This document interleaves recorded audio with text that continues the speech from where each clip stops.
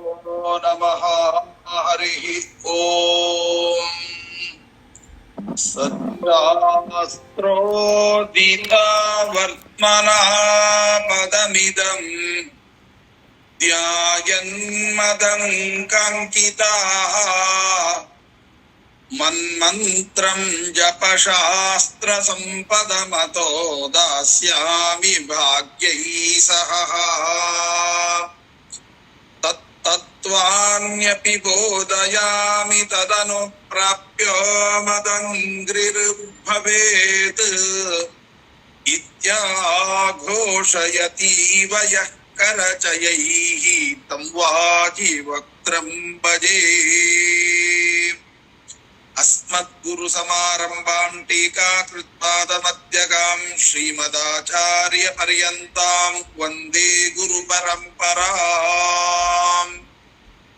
ಹರೇ ಶ್ರೀನಿವಾಸ ಗುರೋ ರಾಘವೇಂದ್ರ. ಶ್ರವಣ ಮಾಡುವಂತಹ ಎಲ್ಲ ಆಧ್ಯಾತ್ಮ ಬಂಧುಗಳಿಗೂ ಕೂಡ ವಂದನೆಗಳನ್ನು ಅರ್ಪಿಸುತ್ತಾ ಇವತ್ತಿನ ಶ್ರೀನಿವಾಸ ಕಲ್ಯಾಣದ ಕಥೆ ಬ್ರಹ್ಮರುದ್ರಾದಿ ವಂದ್ಯಂ ತ್ವಾಂ ಭಜೆ ವೆಂಕಟನಾಯಕಂ ನಿವಾರಯಿಸ್ವ ಅನಿಷ್ಟಾನಿ ಸಾಧಯೇಷ್ಟಾನಿ ಮಾಧವ. ಇಲ್ಲಿ ನಿನ್ನೆ ದಿವಸ ಬ್ರಹ್ಮದೇವರನ್ನ ಶ್ರೀನಿವಾಸ ದೇವರು ಮಾತನಾಡಿಸಿದರು ಅಂತ. ಹೇಗೆ? ಉತ್ತಿಷ್ಠತಾತ ಭದ್ರಂತೆ ಪಶ್ಯ ಮಾತುರಂ ಕೃಶಂ ಬಹುಕಾಲೇನ ತೇ ಬುದ್ಧಿ ಮಮ ದರ್ಶನ ಲಾಲಸಾಹ. ನನ್ನನ್ನ ಬಹಳ ದಿನಗಳ ಮೇಲೆ ನೋಡ್ತಾ ಇದ್ದೀನಪ್ಪ, ಹಾಗಾಗಿ ತದೇವ ಪರಮಂ ಮನ್ನಿ. ಅದಕ್ಕೆ ಹೇಳ್ತಾರೆ, ಎಷ್ಟು ಕುತೂಹಲ ಉಂಟಾಗಿದೆ ಅಂದ್ರೆ ನಿನ್ನನ್ನ ನೋಡೋದೇ ಒಂದು ದೊಡ್ಡ ಭಾಗ್ಯ ಅಂತ ತಿಳ್ಕೊಂಡಿದ್ದೆ ಅಂತ ಶ್ರೀನಿವಾಸ ಬ್ರಹ್ಮದೇವರಿಗೆ ಹೇಳ್ತಾನೆ. ಅಂದರೆ ಇವೆಲ್ಲ ಮಾತುಗಳನ್ನ ನೋಡಿದಾಗ ನನಗೆ ಏನ್ ಅನಿಸ್ತದೆ ಅಂತಂದ್ರೆ, ಪಿತೃಪುತ್ರೌ ತದಾ ದೃಷ್ಟ್ವಾ ಸತ್ಯಲೋಕ ನಿವಾಸಿನಃ ಲೇಬಿರೆ ಪರಮಾನಂದಂ ತನ್ಮಾಯಾ ಮೋಹಿತಾಸುರಾಹ. ಇವತ್ತು ಏನಾಗಿದೆ ಅಂದ್ರೆ ತಂದೆ ತಾಯಿ ಹಾಗೂ ಮಕ್ಕಳಲ್ಲಿ ಈ ಪ್ರೀತಿ ಅನ್ನೋದು ಏನಾಗಿದೆ ಅಂದ್ರೆ ಒಂದು ಕೇವಲ ವಿಡಂಬನೆಗಾಗಿ, ಕೆಲವರಿಗಂತೂ ಆ ತಂದೆಯ ಆಸ್ತಿ ಸಿಗುತ್ತೆ ಅನ್ನುವುದಕ್ಕಾಗಿ ಪ್ರೀತಿ ಮಾಡೋದು, ಮಾತನಾಡಿಸಲಿಲ್ಲ ಅಂದ್ರೆ ಏನಾದ್ರು ತಪ್ಪು ತಿಳ್ಕೊಳ್ತಾರೆ ಅಂತ ಮಾತನಾಡೋದು. ಏನಾಗಿದೆ ಅಂದ್ರೆ ಈ ಪ್ರೀತಿಗಳೆಲ್ಲ ಕೇವಲ ಕಾಟಾಚಾರಕ್ಕೆ ಉಂಟಾದಂತ ಆಗಿದೆ. ಅದಕ್ಕೆ ಇಲ್ಲಿ ಹೇಳ್ತಾ ಇದ್ದಾರೆ, ಹಾಗಲ್ಲ, ನಿಸ್ವಾರ್ಥವಾದ ಪ್ರೀತಿ. ಯಾರೋ ಹೇಳುತ್ತಾರೆ ಅಂತ ಬರಬಾರ್ದು, ಯಾವುದೋ ವಸ್ತುವಿಗೋ ಹಣಕ್ಕಾಗಿಯೋ ಮೋಹಕ್ಕಾಗಿಯೋ ಹೇಳುವಂತೆ ಇರಬಾರ್ದು. ಮತ್ತೆ ಹೇಗಿರ್ಬೇಕು ಅದನ್ನ ವರ್ಣನೆ ಮಾಡ್ತಾ ಇದ್ದಾರೆ. ಸ್ವಾಭಾವಿಕವಾಗಿ ನಿಷ್ಕಲ್ಮಶವಾಗಿ ಇರುವಂತಹ ಪ್ರೀತಿಯನ್ನ ಮಾಡಬೇಕು ಅನ್ನೋದನ್ನ ಪಿತೃಪುತ್ರೌ ತದಾ ದೃಷ್ಟ್ವ, ಅವರನ್ನ ನೋಡಿ ಕಲಿಬೇಕಂತೆ. ಸಮಾಜದಲ್ಲಿ ಮಕ್ಕಳಾದವರು ತಂದೆ ತಾಯಿಗಳನ್ನ ಹೇಗೆ ಪ್ರೀತಿ ಮಾಡಬೇಕು ಎಂಬುದನ್ನ ಜಗತ್ತಿಗೆ ತಿಳಿಸಿಕೊಡುವುದಕ್ಕೋಸ್ಕರ ಬ್ರಹ್ಮದೇವರು ಹಾಗೂ ಶ್ರೀನಿವಾಸ ದೇವರ ಈ ಒಂದು ನಟನೆ ಹೇಗಿತ್ತು ಅಂತ ಆದ್ರೆ ಇಡೀ ಸಮಾಜಕ್ಕೆ ಒಂದು ಪಾಠವನ್ನ ಹೇಳುವ ರೀತಿಯಲ್ಲಿ ಇತ್ತು. ಹಾಗಾಗಿ ನಾವು ಸುಮ್ಮನೆ ಯಾವುದೋ ರೀತಿಗೋಸ್ಕರ ಮಾಡುವಂತಹದ್ದಲ್ಲ ಅಂತ ಜಗತ್ತಿಗೆ ತೋರಿಸಿದ್ರು. ಇನ್ನ ಬ್ರಹ್ಮದೇವರ ಜೊತೆಗೆ ಬಂದಿದ್ರಲ್ಲ ಅನೇಕ ದೇವತೆಗಳು, ಅವರು ಮಾತನಾಡ್ತಾ ಇದ್ದಾರಂತೆ. ದೇವಾಹಾವೋಚುಹು ನತೇನ ಸದೃಶ ಪುತ್ರ ನತೇನ ಜನಕೋ ಭುವಿ. ಆ ದೇವತೆಗಳು ಮಾತನಾಡ್ತಾ ಇದ್ದಾರಂತೆ, ಈ ಬ್ರಹ್ಮದೇವರಿಗೆ ಸಮಾನವಾದ ಮಕ್ಕಳನ್ನ ನಾವು ಜಗತ್ತನ್ನು ನೋಡ್ಲಿಕ್ಕೆ ಸಾಧ್ಯ ಇಲ್ಲ. ಹಾಗೇನೆ ಭಗವಂತನಂತಹ ಜನಕನನ್ನ ಜಗತ್ತಿನಲ್ಲಿ ನಾವು ನೋಡ್ಲಿಕ್ಕೆ ಸಾಧ್ಯ ಇಲ್ಲ. ಇತ್ಯೇವಂ ಪ್ರಶಸಂ ಸುಪ್ತೆ ಭಕ್ತಿ ಸ್ನೇಹ ವಸಂಗತಾಃ.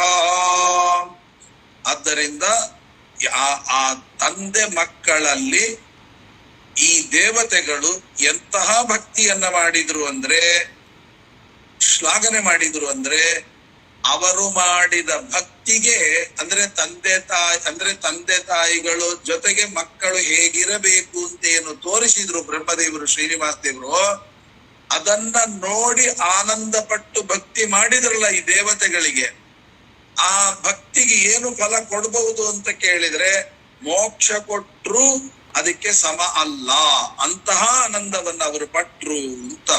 ತತ್ಸುತಂ ಸಮಾಶ್ಲಾಸ್ಯ ಪರಿಮ್ಯಾಜ್ಞಾಕ್ಷಸಿಂಜಲಂ ಬ್ರಹ್ಮಣ ಪಾಣಿ ಮುದ್ರುತ್ಯ ಸೃಜನೇತ್ರ ಜಲಂ ತೃಜಂ. ಆಮೇಲೆ ಶ್ರೀನಿವಾಸ ದೇವರು ಬ್ರಹ್ಮದೇವರನ್ನ ಸಮಾಧಾನ ಪಡಿಸಿ ಬ್ರಹ್ಮದೇವರ ಕಣ್ಣೀರನ್ನ ಒರೆಸಿ ತನ್ನ ಕೈಯಿಂದ ಬ್ರಹ್ಮನ ಕೈಯನ್ನ ತೆಗೆದುಕೊಂಡು ತನ್ನ ಕಣ್ಣೀರನ್ನ ಒರೆಸಿಕೊಂಡ.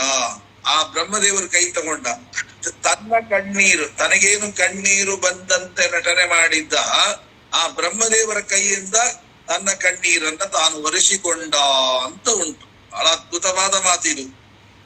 ತತ್ಸುತಂ ಸಮಾಶ್ಲಾಸ್ಯ ಪರಿಮೃತ್ಯಾಜಾಕ್ಷಿಪಂ ಕ್ಷಿಜಂ ಜಲಂ ಬ್ರಹ್ಮಣ ಪಾಣಿ ಮುದ್ರತ್ಯ. ಆ ಬ್ರಹ್ಮದೇವರ ಕೈಯನ್ನು ತೆಗೆದುಕೊಂಡು ಸ್ವನೇತ್ರಜಂ ಉನ್ಮಜನನ್, ಆ ಕಣ್ಣೀರನ್ನ ಒರೆಸಿಕೊಂಡ್ರು. ಅಂದ್ರೆ ನನ್ನ ಕಣ್ಣೀರನ್ನ ಒರೆಸುವ ವ್ಯಕ್ತಿ ಯಾರು ಅಂತ ಕೇಳಿದ್ರೆ ಬ್ರಹ್ಮದೇವರು ಮಾತ್ರ ಅಂತ ಅರ್ಥ.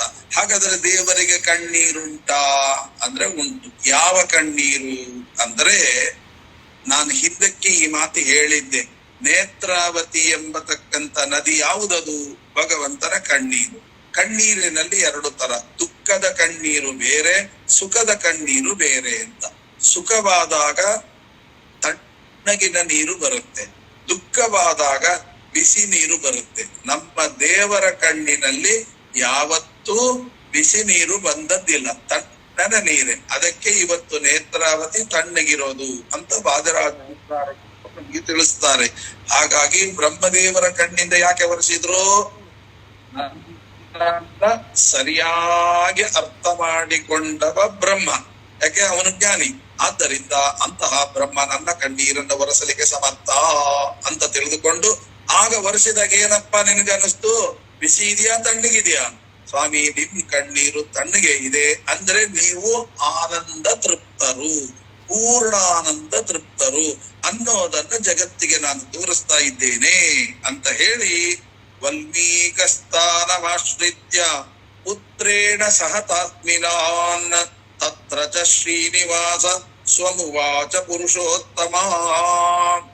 ಆಮೇಲೆ ಆ ಪರಮಾತ್ಮ ಆ ಬ್ರಹ್ಮದೇವರನ್ನು ಹಾಗೂ ಸಕಲ ದೇವತೆಗಳನ್ನು ತಾನು ಯಾವ ಹುತ್ತದಲ್ಲಿ ವಾಸವಾಗಿದ್ದ ಅಂತಹ ಹುತ್ತದ ಹತ್ತಿರ ಅವರನ್ನೆಲ್ಲ ಕರ್ಕೊಂಡು ಬಂದು ಆತನಿಗೆ ಮಾತುಗಳನ್ನ ಹೇಳಲಿಕ್ಕೆ ಶುರು ಮಾಡಿದ. ಇದೇ ಜಾಗದಲ್ಲೇ ನಾನಿದ್ದದ್ದು ಅಂತ. ಅದಕ್ಕೆ ಹೇಳ್ತಾ ಇದ್ದಾರೆ, ಶ್ರೀ ಭಗವಾನುವಾಚ ಕಶ್ಚಿಚ್ಛೇ ಕುಶಲಂ ತಾತ ಸ್ವಮಾಯ ಮಧು ಸಂಪ್ರತಿ ಪುತ್ರ ಪೌತ್ರ ಪ್ರಪೌತ್ರಾಣಾಂ ಕ್ಷೇಮಂ ಪ್ರಭೂಹಿ ಮೇ ಸುತಃ. ನೀನು ಕ್ಷೇಮವಾಗಿದ್ದೀಯನಪ್ಪ, ನಿನ್ನ ಸೊಸೆ ಮಕ್ಕಳು ಮೊಮ್ಮಕ್ಕಳು ಎಲ್ಲರೂ ಕೂಡ ಕ್ಷೇಮವಾಗಿದ್ದಾರೋ ಅಂತ ಪ್ರಶ್ನೆ ಕೇಳಿದಾಗ ಮೇಲ್ನೋಟಕ್ಕೆ ನಮ್ಗೇನು ಕಾಣಿಸ್ತದೆ ಅಂದ್ರೆ ಸಾಮಾನ್ಯವಾದ ಲೌಕಿಕರು ಕೇಳುವ ಹಾಗೆ ಪ್ರಶ್ನೆ ಕೇಳ್ತಾ ಇದ್ದಾರೆ. ಚಿತ್ತೇ ಕುಶಲಂ ತಾತ ಸೃಜಯ ಮನು ಸಂಪ್ರತಿ. ಅದಕ್ಕೆ ಹೇಳ್ತಾರೆ ಕುಶಲ ಅಂದ್ರೆ ಕ್ಷೇಮ ಅಂತ ಮಾಮೂಲ ಅರ್ಥ. ಅದಕ್ಕೆ ವ್ಯಾಖ್ಯಾನಕಾರರು ಬರೀತಾರೆ ಕುಶಲ ಅಂದ್ರೆ ಏನರ್ಥ? ಕ್ಷೇಮವಾಗಿದ್ದೀರಾ ಅಂತ ಅರ್ಥ ಅಲ್ಲ. ಅದಕ್ಕೆ ಹೇಳ್ತಾರೆ ಕುತ್ಸಿತವಾದ ಮಾರ್ಗವನ್ನ, ಶಲಂ ಅಲಂ ಅಂದ್ರೆ ಸಾಕು, ಕುತ್ಸಿತ ಮಾರ್ಗವನ್ನ ಯಾವತ್ತೂ ಆಚರಣೆ ಮಾಡ್ತಾ ಇಲ್ಲ ಅಂದ್ರೆ ಕುತ್ಸಿತವಾದ ಮಾರ್ಗದಲ್ಲಿ ಯಾವತ್ತೂ ನಿಮ್ಮನ್ನ ನೀವು ತೊಡಗಿಸಿಕೊಂಡಿಲ್ಲ, ಹೌದೋ ಅಲ್ವೋ ಅಂತನ್ನುವ ರೀತಿಯಲ್ಲಿ ಪ್ರಶ್ನೆಯನ್ನ ಮಾಡಿದ್ದಾರೆ. ಪುತ್ರ ಪೌತ್ರ ಪ್ರಪೌತ್ರಾಣಾಂ ಕ್ಷೇಮಂ ಪ್ರಭೂಹಿ ಮೇ ಸುತಃ. ಅವರೆಲ್ಲರೂ ಕೂಡ ಸನ್ಮಾರ್ಗದಲ್ಲೇ ಇದ್ದಾರಲ್ವಾ, ಸಾಧನೆಯನ್ನ ಮಾಡ್ತಾ ಇದ್ದಾರಲ್ವಾ. ಬ್ರಹ್ಮೋವಾಚ. ಆಗ ಬ್ರಹ್ಮದೇವರು ಹೇಳ್ತಾರೆ ಸರ್ವಂ ಮಂಗಲಮಸ್ಮಾಕಂ ತತ್ ಪ್ರಸಾದೇವ ಕೇಶವ ತಾತಮೇ ವದತೆ ಕ್ಷೇಮಂ ಪುರಾಣ ಪುರುಷೋತ್ತಮ. ಆಗ ಬ್ರಹ್ಮದೇವರು ಹೇಳ್ತಾರೆ, ನಿನ್ನ ಅನುಗ್ರಹದಿಂದ ನಮಗೆಲ್ಲವೂ ಕೂಡ ಮಂಗಲ. ಮಂಗಲ ಅಂದ್ರೆ ಏನು? ಅಲ್ಲಿ ಮ ಅಂಗ ಅಂತ ಅದು ಸೇರಿ ಮಂಗಲ ಅಂತ ಆಗಿದೆ. ಅಂಗ ಅಂದ್ರೆ ಯಾವುದು? ಕಣ್ಣು, ಕಿವಿ, ಮೂಗು, ಬಾಯಿ, ನಾಲಿಗೆ, ಹಲ್ಲು, ಕೈ, ಕಾಲು, ಚರ್ಮ, ತ್ವಗಿಂದ್ರಿಯ ಎಲ್ಲವೂ ಕೂಡ ನಮ್ಮ ಅಂಗಗಳು. ಈ ಅಂಗಗಳಲ್ಲಿ ಪ್ರತಿ ಒಂದು ಅಂಗವೂ ಕೂಡ ಮಾ ಅಂದ್ರೆ ಏನರ್ಥ? ಮಾಂಗ್ ಮಾನೆ ಜ್ಞಾನ ಅಂತ ಅರ್ಥ.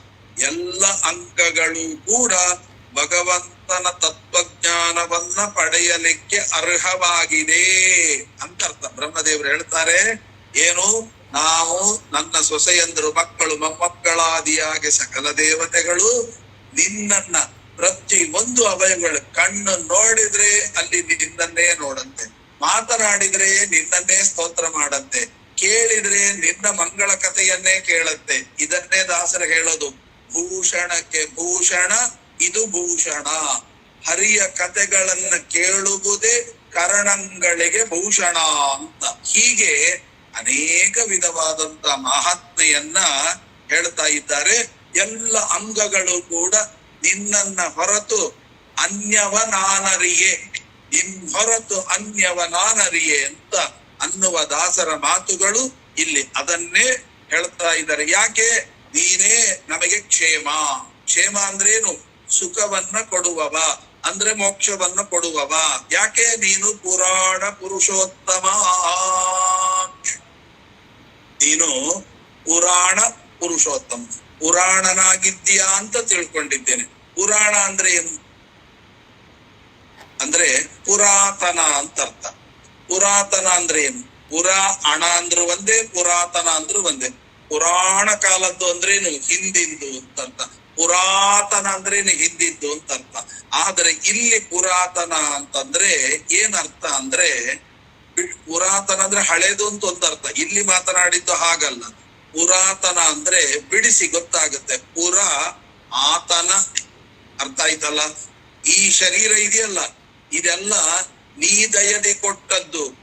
ಈ ಸಾಧನ ಶರೀರವಿದು ನೀ ದಯದೆ ಕೊಟ್ಟದ್ದು. ಅದನ್ನೇ ಪುರ ಆತನ. ಪುರ ಅಂದ್ರೆ ಈ ಶರೀರ, ಇದು ಆತನ ಪುರ, ನನ್ನ ಪುರ ಅಲ್ಲ, ಆತನ ಪುರ ಅಂತ ಪ್ರತಿನಿತ್ಯ ತಿಳಿದುಕೊಳ್ಳತಕ್ಕಂತಹವರು ಈ ದೇವತೆಗಳು. ಆದ್ದರಿಂದ ಆತನ ಪುರವಾಗಿದೆ, ನಮ್ಮ ಪುರವಾಗಿಲ್ಲ ಅನ್ನುವಂತ ಅರ್ಥದಲ್ಲಿ ಇಲ್ಲಿ ಹೇಳ್ತಾ ಇದ್ದಾರೆ. ಸರ್ವಂ ಮಂಗಲಮಸ್ಮಾಕಂ ಪುರಾಣ ಪುರುಷೋತ್ತಮ. ಆತನ ಪುರವಾಗಿದೆ ಅಂತ ಎಲ್ಲರೂ ಕೂಡ ಉಪಾಸನೆ ಮಾಡಿದ್ದಾರೆ ಅಂತ ಬ್ರಹ್ಮದೇವರು ಹೇಳ್ತಾರೆ. ಆಗ ಶ್ರೀ ಭಗವಾನುವಾಚ ದ್ವಾಪರಾಂತೆ ಕೃತಂ ಕರ್ಮ ಶೃಣು ಪುತ್ರ ಸಮಾಧಿನ ವೈಕುಂಠೇ ಶೇಷತಲ್ಬಭ್ಯಂ ಭೃಗುಃ ಪಾದತಲೇನ ತಂ. ನೋಡು ಏನಾಗಿದೆ ಅಂದ್ರೆ, ವೈಕುಂಠೇ ಶೇಷತಲ್ಪಂ ಭೃಗುಃ ಪಾದತಲೇನ ತಮ. ದ್ವಾಪರ ಯುಗದ ಕೊನೆಯಲ್ಲಿ ನಾನು ಮಾಡಿದ ಕೆಲಸವನ್ನ ಏನಾಯಿತು ಗೊತ್ತಾ? ಅದನ್ನು ಏಕಾಗ್ರತೆಯಿಂದ ಕೇಳು. ವೈಕುಂಠದಲ್ಲಿ ಆದಿಶೇಷನ ಹಾಸಿಗೆಯ ಮೇಲೆ ನಾನು ಮಲಗಿದ್ದೆ, ಅದು ನಿನಗೂ ಗೊತ್ತು. ಆಗ ಭೃಗುಮುನಿಗಳು ಬಂದ್ರು. ಬಂದು ಕಾಲಿನಿಂದ ನಿನ್ನ ತಾಯಿಯ ವಾಸಸ್ಥಾನವಾಗಿರತಕ್ಕಂತ ನನ್ನ ಎದೆಯನ್ನು ತುಳಿದರು. ಆಗ ನಿನ್ನ ತಾಯಿ ಲಕ್ಷ್ಮಿ ಕೋಪದಿಂದ ಕರವೀರಪುರಕ್ಕೆ ಹೊರಟರು. ತತಾಡೋ ರಸಿತೆ ಮಾತು ಆಸ್ವದೇ ಕಮಲಾಸನ ತದಾತೆ ಜನನಿ ಪುತ್ರ ಕರವೀರಪುರಂಗತ. ಅವಳು ಕರವೀರಪುರಕ್ಕೆ ಹೋದ್ಲು. ತೇನ ದುಃಖ. ಅದಕ್ಕೆ ಹೇಳ್ತಾರೆ ಕರವೀರಪುರ ಅಂದ್ರೆ ಅನೇಕ ಅರ್ಥಗಳಿದೆ. ಕರವೀರಪುರ ಅಂದ್ರೆ ಲಕ್ಷ್ಮಿ, ಸಾಮಾನ್ಯ ನಮಗೇನರ್ಥ? ಲಕ್ಷ್ಮಿ ವಾಸವಾಗಿರುವ ಊರು ಅಂತ. ಆದ್ರೆ ಇಲ್ಲಿ ಬರೀತಾರೆ ಕರ ವೀರ ಅಂತಿದೆ. ಕರ ಅಂದ್ರೆ ಏನ್ ಗೊತ್ತಾ? ಲಕ್ಷ್ಮೀ ದೇವಿ ಅಂತ ಅರ್ಥ. ನಾವು ಯಾವತ್ತೂ ಈ ಅನುಸಂಧಾನ ಮಾಡ್ಕೋಬೇಕು. ಈಗ ಕೊಲ್ಲಾಪುರಕ್ಕೆ ಹೋಗ್ತೇವೆ, ಕರವೀರಪುರ ಅಂತ ಸಂಸ್ಕೃತದಲ್ಲಿ ಅದಕ್ಕೆ ಹೆಸರು. ಕೊಲ್ಲಾಪುರಕ್ಕೆ ಹೋದ್ರೆ ಅಲ್ಲಿ ಕೇವಲ ಲಕ್ಷ್ಮಿ ಮಾತ್ರ ಇದ್ದಾಳೆ ಅಂತ ಯಾವತ್ತೂ ಉಪಾಸನೆ ಮಾಡಬಾರ್ದಂತೆ. ನರಕ ಆಗುತ್ತೆ ಅಂತಿದೆ. ಕೇವಲ ಲಕ್ಷ್ಮಿ, ಪರಮಾತ್ಮನನ್ನ ಬಿಟ್ಟು ಲಕ್ಷ್ಮಿ ಇರ್ಲಿಕ್ಕೆ ಸಾಧ್ಯ ಇಲ್ಲ. ಬಹಳ ಅದ್ಭುತವಾದ ಚಿಂತನೆ. ಪರಮಾತ್ಮನನ್ನ ಬಿಟ್ಟು ಲಕ್ಷ್ಮಿ ಇರ್ಲಿಕ್ಕೆ ಸಾಧ್ಯವೇ ಇಲ್ಲ. ಪರಮಾತ್ಮನನ್ನ ಬಿಟ್ಟು ಲಕ್ಷ್ಮಿ ಪ್ರತ್ಯೇಕವಾಗಿದ್ದಾಳೆ ಅಂತ ಯಾರು ತಿಳಿತಾರೆ ಅವರಿಗೆ ನರಕಾದ್ಯನರ್ಥಗಳಾಗುತ್ತೆ ಅಂತ ಉಂಟು. ಹಾಗಾದ್ರೆ ಇಲ್ಲಿ ಮತ್ತೆ ಲಕ್ಷ್ಮಿ ಎಲ್ಲಿದ್ದಾಳೆ ಅಂದ್ರೆ ಕರವೀರಪುರಕ್ಕೆ ಹೋಗಿದ್ದಾಳೆ ಅಂದ್ರೆ ಅವಳೊಬ್ಬಳೆ ಇದ್ದಾಳೆ ಅಂತ ಆಯ್ತೆ ಹೊರತು ನಾರಾಯಣ ಇದ್ದಾನೆ ಅಂತ ಹೇಗಾಗತ್ತೆ? ಅದಕ್ಕೆ ಹೇಳ್ತಾರೆ ಕರ ಶಬ್ದಸ್ಯ ಲಕ್ಷ್ಮೀ ಇತ್ಯರ್ಥ. ವ್ಯಾಖ್ಯಾನಕಾರರು ಬರೀತಾರೆ ಕರ ಅನ್ನುವ ಶಬ್ದಕ್ಕೆ ಲಕ್ಷ್ಮೀ ದೇವಿ ಅಂತ ಅರ್ಥ. ಕರ ವೀರ ಅಂತ ಉಂಟಲ್ಲ, ವೀರ ಅಂದ್ರೆ ಏನ್ ಗೊತ್ತಾ? ಅದಕ್ಕೆ ಹೇಳ್ತಾರೆ ವೀರ ಅನ್ನುವ ಶಬ್ದಕ್ಕೆ ಈರ ಅಂದ್ರೆ ನಿಯಾಮಕ, ಈರ ವೀರ ಅಂತ. ವಿ ಅಂದ್ರೆ ಏನ್ ಗೊತ್ತಾ? ಸಂಸ್ಕೃತದಲ್ಲಿ ಗರುಡ ಅಂತ ಅರ್ಥ. ಗರುಡನಿಗೆ ನಿಯಾಮಕನಾದ ಭಗವಂತ ಅಂತ ಅರ್ಥ. ಲಕ್ಷ್ಮಿನೂ ಇದ್ದಾಳೆ ಕರ. ವೀರ ಅಂದ್ರೆ ಗರುಡನಿಗೆ ನಿಯಾಮಕನಾದ ನಾರಾಯಣ ಅಂತ ಅರ್ಥ. ಇವರಿಬ್ಬರು ಕರವೀರರು ಇರುವ ಪುರ ಅಂದ್ರೆ ಏನರ್ಥ? ಲಕ್ಷ್ಮೀ ನಾರಾಯಣರು ಇಬ್ಬರು ಅಲ್ಲಿ ಸನ್ನಿಹಿತರಾಗಿದ್ದಾರೆ ಅಂತ. ಅಂತಹ ಕ್ಷೇತ್ರವೇ ಕರವೀರಪುರ, ಹೊರತು ಕೇವಲ ಲಕ್ಷ್ಮಿ ಇರುವಂತಹದ್ದಲ್ಲ ಅಂತ ಇಲ್ಲಿ ಅಭಿಪ್ರಾಯವನ್ನು ಹೇಳ್ತಾರೆ. ತಥಾಡೋರಸಿತೆ ಮಾತು ಆಸ್ವದೇ ಕಮಲಾಸನಃ ತದಾ ತೇ ಜನನಿ ಪುತ್ರ ಕರವೀರಪುರಂಗತಃ ಗತಾ ತೇನ ದುಃಖೇನ ಸಂತಪ್ತಃ ತ್ಯಕ್ವಾ ವೈಕುಂಠಮುತ್ತಮಂ. ಇಲ್ಲಿ ಹೇಳುವಾಗ ಏನ್ ಹೇಳ್ತಾರೆ? ಅವಳು ಬಿಟ್ಟು ಹೋದಳು ಎಂಬ ವ್ಯಥೆಯಿಂದ ಪೀಡಿತನಾಗಿ ನಾನು ವೈಕುಂಠವನ್ನ ಬಿಟ್ಟು ಈ ವೆಂಕಟಾಚಲಕ್ಕೆ ಬಂದೆ ಅಂತ ಹೇಳ್ತಾ ಇದ್ದಾನೆ. ಅದು ಹೇಗೆ ಸಾಧ್ಯ?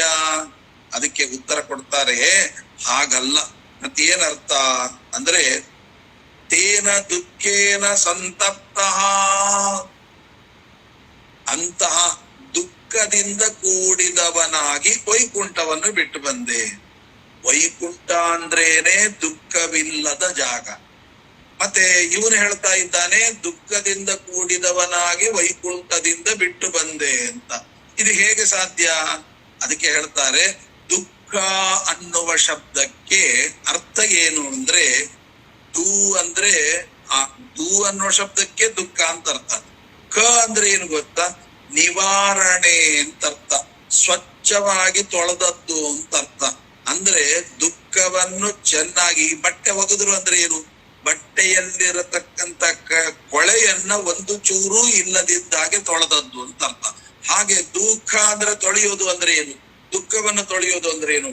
ಒಂದು ಚೂರೂ ದುಃಖ ಇಲ್ಲ ಅಂತ. ಅಥವಾ ಇನ್ನೊಂದು ಅರ್ಥ, ದುಃಖ ಅನ್ನುವ ಶಬ್ದಕ್ಕೆ ದು ಅಂದ್ರೆ ದುಃಖ, ಖ ಅಂದ್ರೆ ಏನು ಗೊತ್ತಾ? ಪರಿಹಾರ ಮಾಡೋದು ಅಂತ ಅರ್ಥ. ಪರಿಹೃತಿಯಿಂದ ಅಂದರೆ ಭೂಲೋಕದಲ್ಲಿರ್ತಕ್ಕಂತಹ ಸಜ್ಜನರ ದುಃಖವನ್ನ ಪರಿಹಾರ ಮಾಡ್ಲಿಕ್ಕೆ ಅಂತ ಅರ್ಥವೇ ಹೊರತು ತಾನು ದುಃಖಿತನಾಗಿ ಅಂತ ಅರ್ಥ ಅಲ್ಲ. ತೇನ ದುಃಖೇನ ಸಂತಪ್ತ. ಏನ್ ಮಾಡಿದ? ತ್ಯಕ್ವಾ ವೈಕುಂಠಮುತ್ತಮಂ. ವೈಕುಂಠವನ್ನು ಬಿಟ್ಟು ಬಂದ. ಯಾಕೆ ಬಂದ? ಅವನಿಗೆ ದುಃಖವಾಗಿ ವೈಕುಂಠಕ್ಕೆ ಬಂದದ್ದಲ್ಲ, ಭೂಲೋಕದಲ್ಲಿರತಕ್ಕಂತಹ ಸಜ್ಜನರ ದುಃಖವನ್ನ ಹೋಗಲಾಡಿಸಲಿಕ್ಕಾಗಿ ವೈಕುಂಠದಿಂದ ಬಂದ. ಇಹಾಗತ ವೆಂಕಟಾದ್ರಿ. ಯಾಕೆ ಗೊತ್ತಾ? ಎಲ್ಲಿಗೆ ಬಂದ? ವೆಂಕಟಾಚಲಕ್ಕೆ ಬಂದ. ವೆಂಕಟಾದ್ರಿ. ವೆಂಕಟಾದ್ರಿ ಅಂದ್ರೆ ಏನ್ ಗೊತ್ತಾ? ಯಾವ ವ್ಯಕ್ತಿ ಇಲ್ಲಿಗೆ ಬಂದಿದ್ದಾನೋ ಅವನಿಗೆ ವೆಂಕಟ. ವೆಂಕಟನಿರುವ ಅಚಲ ಅಂತ. ವೆಂಕಟ ಅಂದ್ರೆ ಏನು? ವೇಮ್ ಅಂದ್ರೆ ದುಃಖ, ಕಟತೆ ಅಂದ್ರೆ ಹೋಗಲಾಡಿಸ. ಭೂಲೋಕದಲ್ಲಿರ್ತಕ್ಕಂತಹ ಸಜ್ಜನರ ದುಃಖವನ್ನ ಹೋಗಲಾಡಿಸಲಿಕ್ಕಾಗಿ ಬಂದ ವ್ಯಕ್ತಿ. ಆದ್ದರಿಂದ ಅದಕ್ಕೆ ವೆಂಕಟಾಚಲ ಅಂತ ಕರೀತಾರೆ. ತತ್ರ ವಲ್ಮೀಕ ನಿತ್ಯಂ ಚೋಲಭ್ಯೇತ್ಯ ಚೋಲಭೃತ್ಯ ಕುಟಾರತಃ. ಕೊಡ್ಲಿಯಿಂದ ಅವ ಯಾರು? ಚೋಲಭೃತ್ಯ, ಚೋಲರಾಜನ ಭೃತ್ಯ, ಗೋಪಾಲಕ. ಅವನು ಏನ್ ಮಾಡಿದ? ಪ್ರಹಾರಾನ್ಮಾ, ನನ್ ತಲೆಗೆ ಹೊಡೆದ. ರಾಜಭಾರ್ಯ ತಾಡಿತೋ ದೇನುಕೋಪತಃ. ಅವನಿಗೆ ರಾಜಭಾರ್ಯ ಹೊಡೆದಿದ್ದು, ಆ ರಾಜಭಾರ್ಯ ಹೊಡೆದಂತಹ ಕೋಪವನ್ನು ನನ್ನ ತಲೆ ಮೇಲೆ ತೀರ್ಸ್ಕೊಂಡು. ಅಂದ್ರೆ ಏನರ್ಥ? ಸಮಾಜದಲ್ಲಿ ನಾವು ಹಾಗೆ ಅಂತೆ. ಏನು? ದೇವರ ಮೇಲೆ ಆ ಗೋಪಾಲಕ ತೋರಿಸಿದ್ದು. ಗೋಪಾಲಕ ಅಂದ್ರೆ ಏನು? ಶಾಸ್ತ್ರವನ್ನ ಪರಿಪಾಲನೆ ಮಾಡುವವರು ಅಂತರ್ಥ. ಏನು ಅಂತ ತಿಳ್ಕೊಂಡ್ರು? ಅದಕ್ಕೆ ಹೇಳ್ತಾರೆ, ಸಮಾಜದಲ್ಲಿ ನಾವು ಹಾಗೆ ಅಲ್ವಾ, ನಾವು ಏನೋ ಮಾಡಿರ್ತೀವಿ ಕರ್ಮ, ಅದರಿಂದ ದುಃಖ ಪಡ್ತಿರ್ತೀವಿ. ಏನು? ಆ ದೇವ್ರು ನೋಡ್ಲಿಕ್ ಬಂದೆ ಹೀಗಾಗೋಯ್ತು, ನಾನು ಅಂತ ಪರಮಾತ್ಮ ನೋಡ್ಲಿಕ್ ಬಂದದ್ರಿಂದ ದೇವರು ಏನು ಉಪಯೋಗ ಇಲ್ಲ, ದೇವ್ರ ಮೇಲೆ ಹಾಕ್ತು. ನೋಡಿ, ನಮ್ಮ ಕರುಣಾಮಯಿ ನಮ್ಮ ಸ್ವಾಮಿ ಅಂದ್ರೆ ಅಷ್ಟು ದೋಷಗಳ ಆರೋಪಣೆ ಮಾಡಿದ್ರು ಏನು ಸಹಿಸಿಕೊಳ್ತಾ, ನೋಡಿ, ಏನೂ ಮಾಡದೆ ಸಹಿಸಿಕೊಳ್ತಾನೆ. ಇದು ದೊಡ್ಡ ಕರುಣಾಮಯಿ ನಮ್ಮ ಸ್ವಾಮಿದು. ಆದ್ದರಿಂದ ಅತ್ರ ವಲ್ಮೀಕಗಂ ನಿತ್ಯಂ ಚೋಲ ವೃತ್ಯ ಕುಟಾರತಃ ಪ್ರಹಾರಾನ್ ರಾಜಬರಿಯ ತಾಡಿತೋ ದೇನುಕೋಪತಃ. ಆಮೇಲೆ ಏನ್ ಮಾಡಿದ್ರು? ಅವನೇನೋ ಹೊಡೆದ ಹೋದ, ಮುಂದೆ ಏನಾಯಿತು? ಬೃಹಸ್ಪತೆ ಪ್ರಸಾದೇನ ಜೀವಾಮಿ ಕರುಣಾನಿಧೇ. ಬೃಹಸ್ಪತ್ಯಾಚಾರ್ಯರ ಪ್ರಸಾದದಿಂದ ನಾನಿವತ್ತು ಬದುಕಿದ್ದೇನೆ. ಏನ್ರಿ, ದೇವರು ಬೃಹಸ್ಪತ್ಯಾಚಾರ್ಯರ ಕರುಣೆಯಿಂದ ಬದುಕುತ್ತಾರಾ? ಅದಕ್ಕೆ ಉತ್ತರ ಕೊಡ್ತಾರೆ, ಹಾಗೆ ಅರ್ಥ ಅಲ್ಲ. ಬೃಹಸ್ಪತಿಗಳು ಅಂದ್ರೆ ಶಾಸ್ತ್ರ ಅಂತ ಅರ್ಥ. ಇವತ್ತು ಆ ಶಾಸ್ತ್ರದಿಂದಾಗಿ ನಾನು ಬದುಕಿದ್ದೇನೆ ಅಂದ್ರೆ ಏನರ್ಥ? ಬದುಕೋದು ಅಂದ್ರೆ ದೇವರಿಗೇನು ಅಸ್ತಿತ್ವ ಯಾವತ್ತಿಗೂ ಉಂಟು, ಹುಟ್ಟು ಇಲ್ಲ, ಸಾವಿಲ್ಲ. ಮತ್ತೆ ಅಂದ್ಮೇಲೆ ಅವನು ಬದುಕಿರೋದು ಅಂದ್ರೆ ಏನರ್ಥ? ಅಂದರೆ ಜ್ಞಾನಿಗಳ ಬಾಯಿಯಲ್ಲಿ ನಾನು ಉಳಿದಿದ್ದೇನೆ ಅಂತ ಅರ್ಥ. ಜ್ಞಾನಿಗಳಿಲ್ದೇ ಇದ್ರೆ ನಾನು ಇರೋದಿಲ್ಲ. ನಾನು ಎಲ್ಲಿ ವಾಸವಾಗಿರ್ತೇನೆ? ಎಲ್ಲಿ ಜ್ಞಾನಿಗಳ ಬಾಯಿಯಲ್ಲಿ ನಿರಂತರ ವೇದಗಳು, ನಿರಂತರ ಶಾಸ್ತ್ರ ಪ್ರವಚನಗಳು ನಡೀತಾ ಇರ್ತದೆ, ಅವರ ಬಾಯಿಯಲ್ಲಿ ನಾನು ಸನ್ನಿಹಿತನಾಗಿದ್ದೇನೆ. ಬೃಹಸ್ಪತೆ ಪ್ರಸಾದೇನ ಜೀವಾಮಿ ಕರುಣಾನಿಧೆ ಅದ್ಯ ದುಗ್ಧಂ ಮಹದ್ ದುಃಖಂ ದರ್ಶನಾತ್ ತವ ಪುತ್ರಕ. ಇವತ್ತೇನಾದ್ರೂ ಬದುಕಿದ್ದೇನೆ ಅಂತಂದ್ರೆ ಅದು ನಿನ್ನ ಪ್ರೀತಿಗೋಸ್ಕರ, ನಿನ್ನಿಂದಾಗಿ ನಾನು ಬದುಕಿದ್ದೇನೆ. ಏನ್ ನಿನ್ನಿಂದಾಗಿ ಬದುಕೋದು ಅಂದ್ರೆ, ನೀನು ಚೆನ್ನಾಗಿ ವೇದಗಳನ್ನ ಮರೆಯದೆ ಶಾಸ್ತ್ರಗಳನ್ನ ನಿರಂತರವಾಗಿ ಮುಖದಿಂದ 4 ತಲೆಗಳಿಂದ 4 ವೇದಗಳನ್ನ ಉದ್ಗೀತನ ಮಾಡ್ತಾ ಸಮಾಜಕ್ಕೆ ಕೊಟ್ಟಿದ್ದೆ. ಆದ್ದರಿಂದ ನಾನು ಬದುಕಿದ್ದೇನೆ ಅಂದ್ರೆ ನನ್ನ ಪರಿಚಯ ಭೂಲೋಕದಲ್ಲಿ ಇದೆ. ನೀನು ವೇದಗಳನ್ನ ಸಮಾಜಕ್ಕೆ ಬೋಧನೆ ಮಾಡದಿದ್ರೆ ಈ ಜ್ಞಾನಿಗಳಿಗೆ ನನ್ನ ಬಗ್ಗೆ ಹೇಗ್ ಗೊತ್ತಾಗ್ತಿತ್ತು ಅನ್ನುವ ಅರ್ಥದಲ್ಲಿ ಹೇಳ್ತಾ ಇದ್ದಾರೆ. ಅಭಿವಾದಾಯ ಕಲ್ಯಾಣೀಂ ಮಾತರಂ ಮಮ ನಂದರ. ಈ ಹುತ್ತ ರೂಪದಲ್ಲಿ ನನ್ನನ್ನು ರಕ್ಷಿಸಿ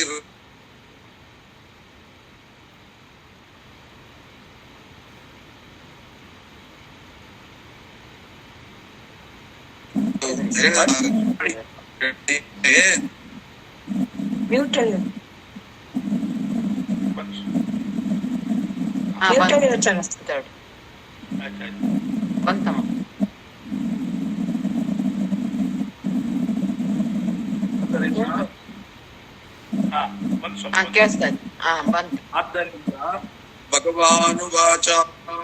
ಆಮೇಲೆ ಪರಮಾತ್ಮ ಬ್ರಹ್ಮದೇವರು ಮಾತನಾಡ್ತಾರೆ, ಜನನೀತ ಭಗೋವಿಂದ ಪುತ್ರೇಯಂ ಜನನೀಪುರ ಏತದಾಖ್ಯ ಹಿ ಭಗವಾನ್ ಶ್ರೋತುಂ ಕೌತೂಹಲಂ ಹಿಮೇ.